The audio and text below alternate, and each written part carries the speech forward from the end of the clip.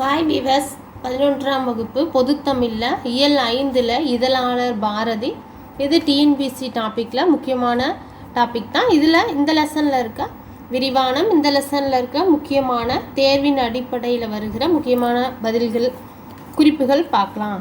இதழாளர் Bharathi first என்ன கொடுத்துருந்தாங்கன்னா, இந்த ஒரு லெட்டர் வடிவத்தில் தான் இந்த லெசன் அமைஞ்சிருக்கு.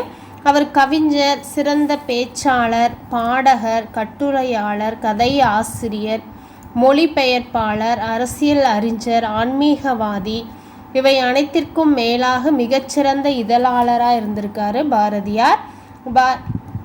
அதுதான் இந்த பேரில் கொடுத்துருக்காங்க. அதுக்கப்புறம் அப்பா எட்டயபுரம் சமஸ்தானத்தின் பணி கட்டுப்பாட்டிலிருந்து வெளியேறிய பாரதி, எட்டயபுர சமஸ்தான பணி கட்டுப்பாட்டிலேருந்து வெளியேறியிருக்கார் பாரதி. அப்புறம் மதுரை சேதுபதி உயர்நிலைப் பள்ளியில் தமிழாசிரியராக பணியில் சேர்ந்தார். எங்கன்னா மதுரை சேதுபதி உயர்நிலைப் பள்ளியில் தமிழாசிரியராக பணியில் சேர்ந்தார். அங்கிருந்து வெளியேறிய அவர் சுதேசிமித்திரன் இதழில் உதவி ஆசிரியராக பொறுப்பேற்றார். சுதேசிமித்திரன் இதழில் உதவி ஆசிரியராக தான் பொறுப்பேற்றார். பாரதியின் உலகளாவிய பார்வை கூர்மைப்பட இதழியல் பணியே தூண்டுகோலாக இருந்திருக்க வேண்டும். நெக்ஸ்ட், இதழியல் துறைக்கு பாரதி வந்தது சாதாரண நிகழ்வாக இருக்கலாம், ஆனால் அதிக அசாதாரணமானவற்றை நிகழ்த்தி காட்டினார். சுதேசிமித்திரன், சக்கரவர்த்தினி, இந்தியா, பாலபாரதி அல்லது young India, Vijaya, young India தான் தமிழில் பாலபாரதி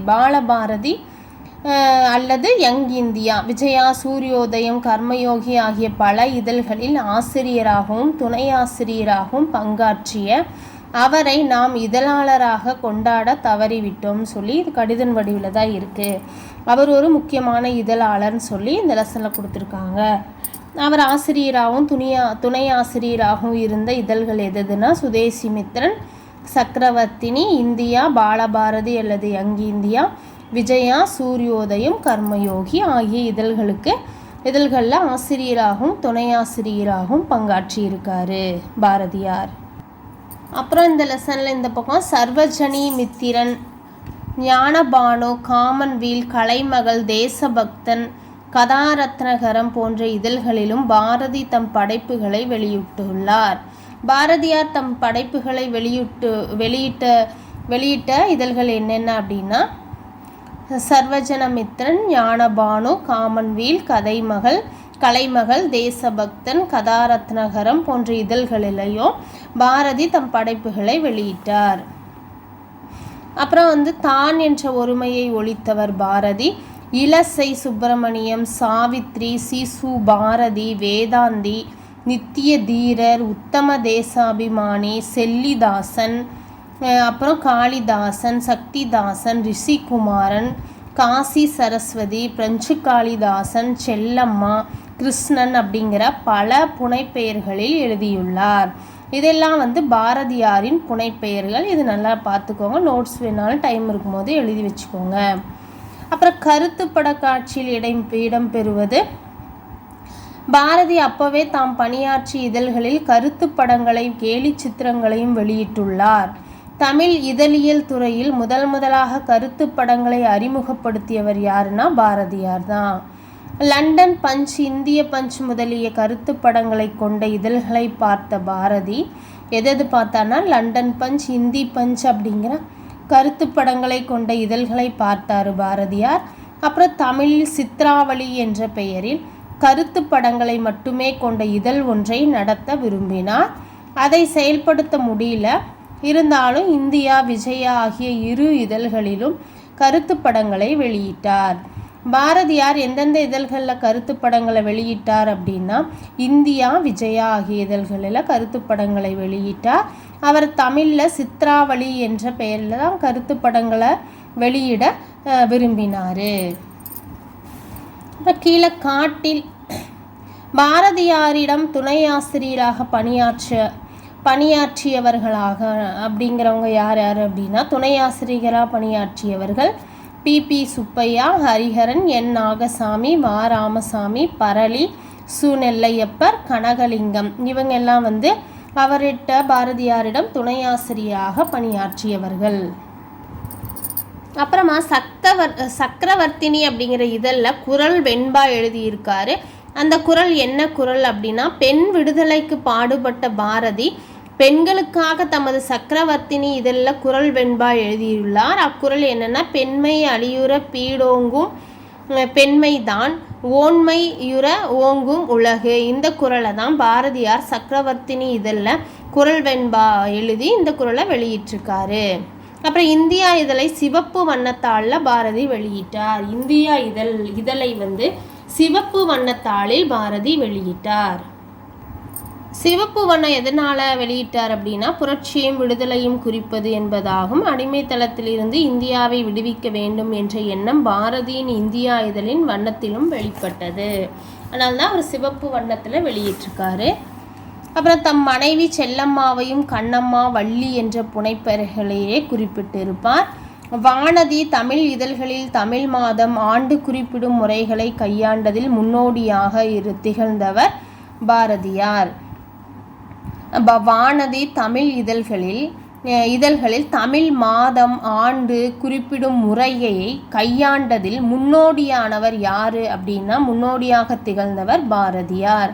அதை போலவே தமிழ் இதழ்களில் தமிழில் தலையிடுவதற்கும் பாரதியே தான் முன்னோடியாக இருக்காரு. செய்திகளுக்கு ஆங்கிலத்தில் தலைப்பெழுதி கீழே தமிழில் தலையிடுவது அக்கால இதழ்களின் வழக்கம். தலைப்பிடலை மகுடமிடல் என்றே பாரதியார் கூறுகின்றார். அந்த இதழ்களில் தலைப்பிடுவாங்கள்ல, அந்த தலைப்பிடலை மகுடமிடல் என்றே பாரதியார் கூறியிருக்காரு. இது இம்பார்ட்டன்ட், நல்லா நோட் பண்ணிக்கோங்க. அப்புறம் இந்தியா, சக்கரவர்த்தினி போன்ற இதழ்களில் 1905 1907 காலப்பகுதிகளில் ஆங்கில தலைப்பையும் கலந்து பயன்படுத்திய பாரதி பிறகு ஆங்கிலேய தலைப்பு வைப்பதை கைவிட்டதோடு சுதேசிமித்திரனின் அதை சாடியும் எழுதினார்.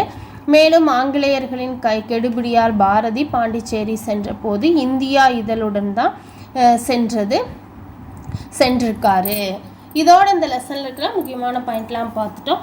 நெக்ஸ்ட் அடுத்த லெசன் பார்க்கலாம். அடுத்தது இயல் 7 உரைநடை உலகத்தில் காலத்தை வென்ற கலை. இந்த லெசனும் நம்ம சிலபஸ் டாப்பிக்கில் வர லெசன் தான். இதில் இருக்க முக்கியமான பாயிண்ட் பார்க்கலாம். இதில் ஒரு குட்டி பாக்ஸில் 11ஆம் நூற்றாண்டில் ஆட்சி புரிந்த முதலாம் ராஜராஜ சோழன் தஞ்சை பெரிய கோவிலை 1003ஆம் ஆண்டு தொடங்கி 1010ஆம் ஆண்டு வரை கட்டினான். 2010இல் இக்கோவிலின் 1000வது ஆண்டு நிறைவடைந்ததுன்னு சொல்லி இந்த பாக்ஸில் கொடுத்துருக்காங்க. அப்புறம் கீழே தஞ்சை பெரிய கோவில் நம் நாட்டில் உள்ள கற்றளி கோவில்களிலேயே பெரியதும் உயரமானதும் ஆகும். ராஜராஜ சோழனால் ஏறத்தாழ 6 ஆண்டுகள் முயன்று இதை கட்டி முடிக்கப்பட்டது. தட்சிண மேரு என்று ராசராசனால் பெருமையுடன் அழைக்கப்பட்ட இக்கோவில் தஞ்சை பெரிய கோயிலில் தான் ராசராசன் தட்சிண மேருன்னு அழைச்சிருக்காரு. இக்கோவில் விமானம் 216 அடி உயரம் உடையது. கருவறை விமானம் 13 தளங்கள் உடையதாக இருக்கிறது இந்த கோயில். அப்புறம் இங்கே பாருங்கள், தொடக்கத்தில் மண்ணால் கட்டி மேலே மரத்தால் சட்டகமிட்டார்கள். தில்லைக்கோவில், குற்றாலநாதர் கோவில் ஆகியன அவ்வாறு கட்டப்பட்டவை. அதன் மேல் செப்பு பொன் தகடுகளால் கூரை வைந்தார்கள். அடுத்த நிலையில் செங்கற்களை அடுக்கி கோவில். இந்த லெசன் 2 பேர் 3 பேர் பேசிக்கிற மாதிரி தான் இந்த லெசன் கொடுத்துருக்காங்க. இந்த லெசனில் நான் இந்த லெசன்லாம் இம்பார்ட்டண்டான நோட்ஸு மட்டும் பார்க்கலாம். இதை நீங்கள் 1 or 2 டைம்ஸ் போட்டு கேட்டாலே உங்களுக்கு நல்லா அண்டர்ஸ்டாண்ட் ஆகும்னு நான் நினைக்கிறேன். கோயில் கட்டினார்கள். அந்த வகையில் சோழன் செங்கானன் 78 கோவில்களை கட்டியிருப்பதாக திருநாவுக்கரசர் தம் பதிமம் ஒன்றில் கூறுகிறார். சோழன் செங்காலன் 78 கோயில்கள் கட்டியதா சொல்கிறவர் திருநாவுக்கரசர். பதிகம் ஒன்றில் அவர் கூறுகிறார். அப்புறம் கோவில் என்பது வெறும் வழிபடும் தலம் மட்டுமன்று, அங்கே இசை நடனம் நாடகம் போன்ற அருங்கலைகள் வளர்க்கப்பட்டன. அது மக்கள் ஒன்று கூடும் இடமாகவும் இருந்துச்சு. எனவே மக்களுக்கு தெரிவிக்க வேண்டிய செய்திகள் அனைத்துமே அங்கே கல்வெட்டுகளாக பொறிக்கப்பட்டன. அது மட்டுமல்லாமல் பஞ்சகாலத்தில் மக்களுக்கு உதவுவதற்கான தானிய கிடங்குகளும் கோவில்களுக்குள் அமைக்கப்பட்டிருந்தன. கருவூலங்களாகவும் மருத்துவமனைகளாகவும் போர்க்காலங்களில் படை வீரர்கள் தங்கக்கூடிய இடமாகவும் கோவில்கள் பயன்படுத்தப்பட்டன. அந்த காலத்தில் இதுக்காக தான் கோயில்கள் பயன்படுத்தப்பட்டிருக்கு. செங்கல், சுண்ணம், மரம், உலோகம் முதலியவை இல்லாமலே பிரம்ம ஈஸ்வர விஷ்ணுவுக்கு விசித்திர சித்தன் என்று அழைக்கப்பட்ட முதலாம் மகேந்திரவர்ம பல்லவன். விசித்திர சித்தன் என்று அழைக்கப்படுகிறவர் முதலாம் மகேந்திரவர்ம பல்லவன் தான். இது நாம் ஹிஸ்ட்ரியில் பார்த்துருக்கோம். குடைவரை கோவில்களை அமைத்ததாக மண்டகப்பட்டு கல்வெட்டு கூறுகிறது. குடைவரை கோவில்கள் இவர் மகேந்திரவர்ம பல்லவன் அமைத்ததாக எது கூறுகிறதுனா மண்டகப்பட்டு கல்வெட்டு கூறுகிறது. அவர் வழிவந்த ராச சிம்மனோ தம் முன்னோர்களையும் விஞ்சும் வகையில் உன்னத சிறப்பும் எழிலும் வாய்ந்ததாக காஞ்சிபுரம் கைலாச கோயிலை அமைத்து அழியா புகழ் பெற்றான். காஞ்சிபுர கைலாச கோயிலை கட்டினவர் ராஜசிம்மன்.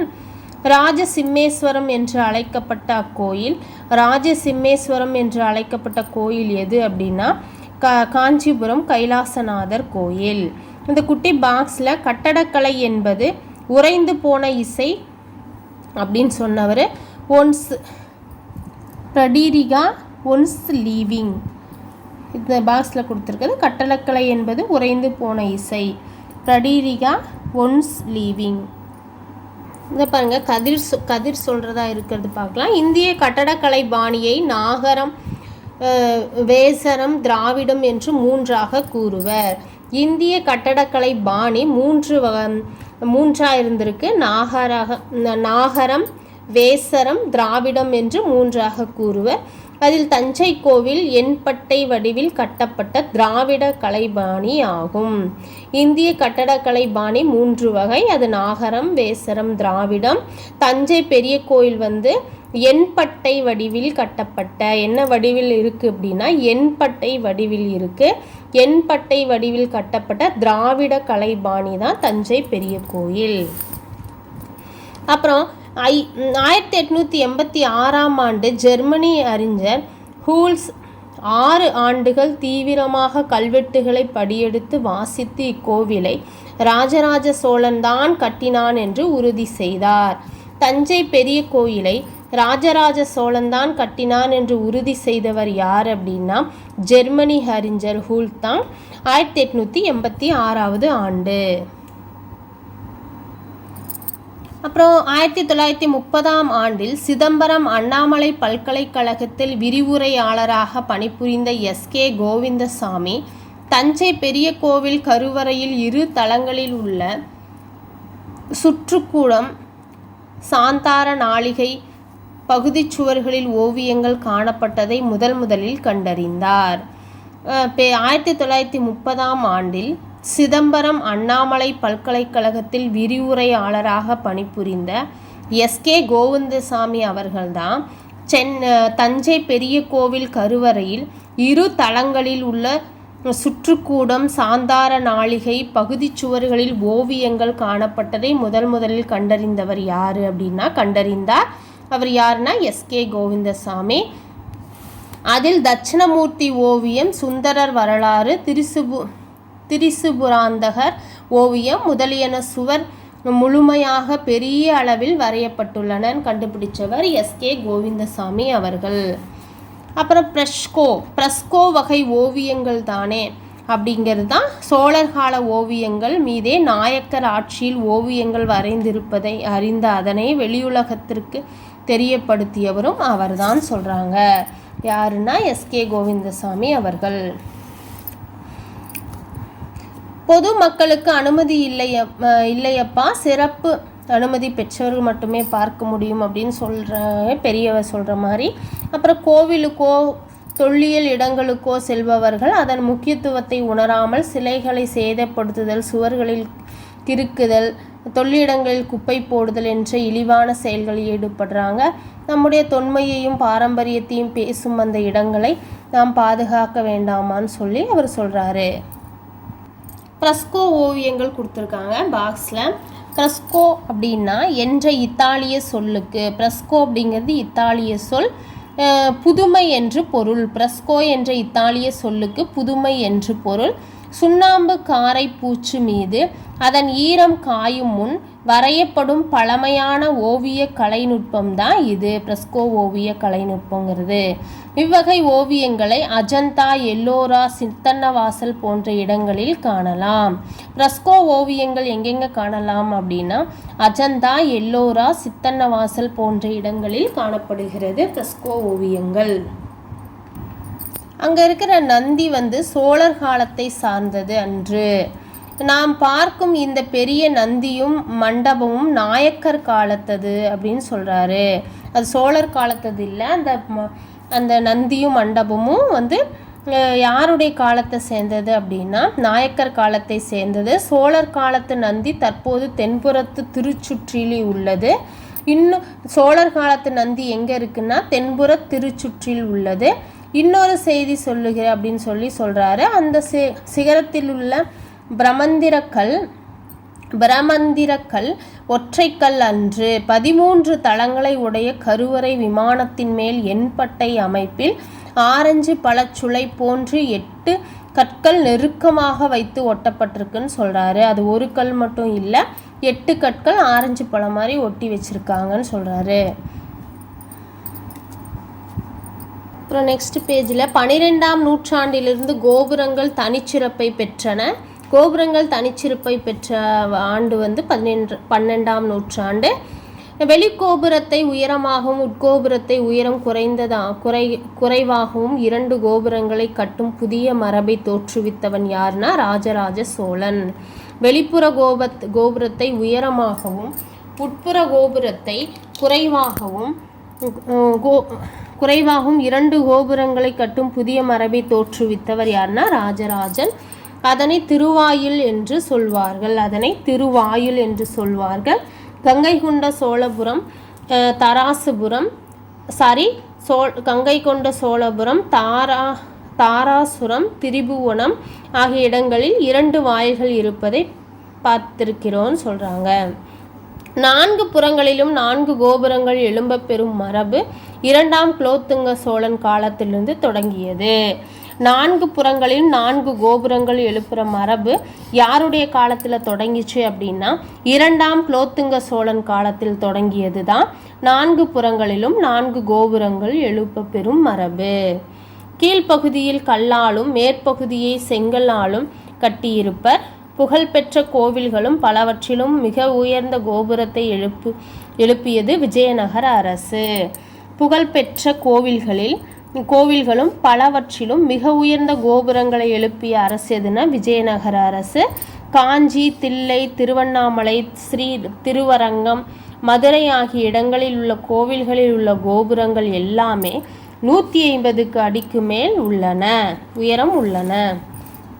அப்புறம் ராஜராஜன் காலத்தில் பெண் அதிகாரிகள் அரசு பணிகளில் இருந்திருக்காங்க தெரியுமான்னு சொல்லி கேள்வி மாதிரி ஆச்சரியமாக கேட்குற மாதிரி நிலா கேட்குற மாதிரி சொல்லியிருக்காங்க. ராஜராஜனின் பட்டத்தரசி ஓலோகமாதேவி திருவை ஆற்றில் கட்டிய கோவில் ஓலோகமாதேவி சுரம் என்றும் வழங்கப்படும். அந்த கோயிலில் உள்ள கல்வெட்டும் கொடுத்துருக்காங்க. யார் அந்த அதிகாரி? ராஜராஜனின் பட்டத்தரசி ஓலோகமாதேவி தான். திருவையாற்றில் கட்டிய கோவிலில் ஓலோகமாதேவி சுரம் என்றும் வழங்கப்படுது. அந்த கோவிலில் உள்ள கல்வெட்டில் என்ன எழுதியிருக்குது அப்படின்னா உடன்கூத்து அதிகாரம் செய்கிற கோவலூர் உடையான் காடன் நூற்றெண் மறையும் அதிகாரிச்சி எருதன் குஞ்சர மல்லியையும் அப்படிங்கிற கோவிலில் இந்த கல்வெட்டில் இது எழுதியிருந்தது என்ற வரிகள் எழுதியிருக்கு. எருதன் குஞ்சர மல்லி என்ற பெண் அதிகாரியை பற்றி குறிப்பிடுகிறது. இங்கே பாருங்கள், எருதன் குஞ்சர மல்லி அப்படிங்கிறவங்க பெண் அதிகாரி.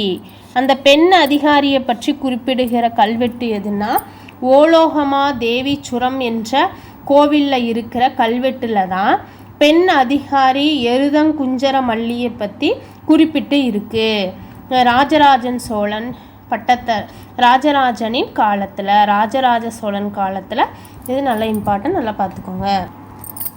அப்புறம் இந்த லெசனில் லாஸ்ட்டாக கோவிலை, இந்த பாக்ஸில் கோவிலை எடுப்பித்தவர்கள் பற்றிய கல்வெட்டில் நாம் கொடுத்தனவும் நம் அக்கன் கொடுத்தனவும் நம் பெண்டுகள் கொடுத்தனவும் கொடுப்பார் கொடுத்தனவும் இந்த கல்லிலே வெட்டி அருள்க.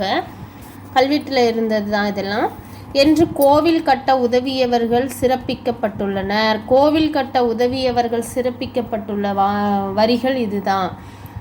அப்புறம் சிறப்பிக்கப்பட்டுள்ளனர். தான் மட்டுமே பங்களிக்காமல் மற்றவர்களின் உதவியையும் பெற்றதோடு அதனை கல்வெட்டாகவும் ஆவணப்படுத்தி இருக்கும் ராசராசனின் பாங்கு போற்றத்தக்கது. இதெல்லாம் ராசராசன் தான் இப்படி செய்திருக்காரு. தனக்கு அடுத்தபடியான இடத்தை தன் தமக்கை குந்தவை தேவிக்கும். ராசராசனின் தமக்கை குந்தவை தேவி அக்கன் அளித்துள்ளார். அக்கன் சொன்னது அவங்கள தான் சொல்லியிருக்காரு. தமக்கை குந்தகவை தேவியை சொல்லியிருக்காங்க. அடுத்து பெண்டு என்னும் சொல்லால் அவருடைய மனைவியர் கொடுத்த கொடையை குறிப்பிட்டதோடு அப்புறம் பெண்டுன்னு சொன்னவர் யாருன்னா அவர்களுடைய மனைவியரை சொல்லியிருக்காரு. அப்புறம் குறிப்பிட்டதோடு கொடுப்பார் கொடுத்தனவும் என்று சொல்வதன் மூலம் ராசராசன் மற்றவர்களின் கொடையையும் உலகம் அறியும்படி செய்துள்ளார்.